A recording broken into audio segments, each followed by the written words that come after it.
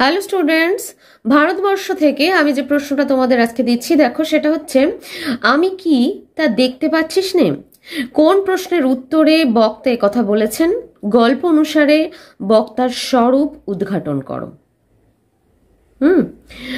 এই প্রশ্নের উত্তরে দুটো প্রশ্ন আমরা দেখতে পাচ্ছি। প্রথমেরটা 1, তারপরেরটা 4। তা প্রথমের 1 যেটা, যে কোন প্রশ্নের উত্তরে বক্তা এই কথা বলেছেন যে আমি কি তা দেখতে পাচ্ছিস নে, এর উত্তরে বলবো যে সৈয়দ মুস্তাফা সিরাজের লেখা ভারতবর্ষ গল্পে বুড়ি হিন্দু না মুসলিম এ কথা জমায়েত জনতার মধ্যে থেকে একজন জিজ্ঞাসা করলে বুড়ি উপরিউক্ত উক্তিটি করেছিল।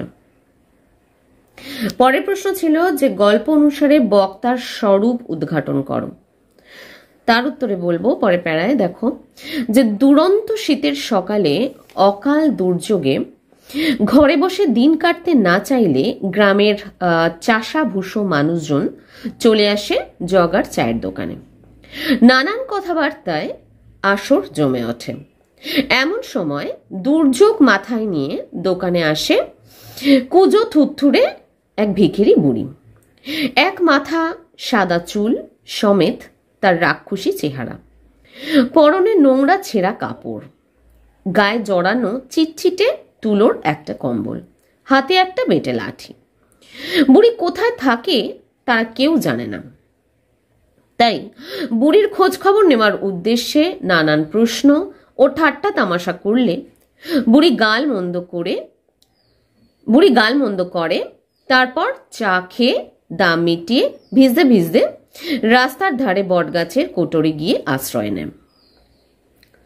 কদিন পর বৃষ্টি কমলে বট গাছতলায় বুড়ির নিঃসার দেহ পড়ে থাকতে দেখা যায়। এরপর বুড়ির দেহ সৎকার বিষয়ে হিন্দু মুসলমান দুই সম্প্রদায়ের মধ্যে দ্বন্দ্ব শুরু হয়ে যায়। এমনকি বুড়ির দেহ নিয়ে দাঙ্গা বাঁধার উপক্রম হয়। আমরা এই ঘটনা আগেও পড়েছি যে বুড়ির দেহ নিয়ে দাঙ্গা বাঁধার উপক্রম হয় মানে হিন্দুরা তাকে হিন্দু নিয়মে সৎকার করতে চায় আর মুসলিমরা তাকে তাদের নিয়মে কবর দিতে চায়। তাই এই দুই সম্প্রদায়ের মধ্যে বুড়ির দেহ নিয়ে দাঙ্গা বাঁধার উপক্রম হয়। এমন সময় হঠাৎ সবাইকে অবাক করে দিয়ে বুড়ি বেঁচে ওঠে। দুই সম্প্রদায়ের মানুষের এইসব কাণ্ড কারখানা দেখে বুড়ি হেসে ফেলে। বুড়ি হিন্দু না মুসলিম এ কথা জিজ্ঞাসা করলে বুড়ি জানায় সবাই চোখের মাথা খেয়ে বসে আছে, তাই তারা দেখতে পাচ্ছে না যে সে কে।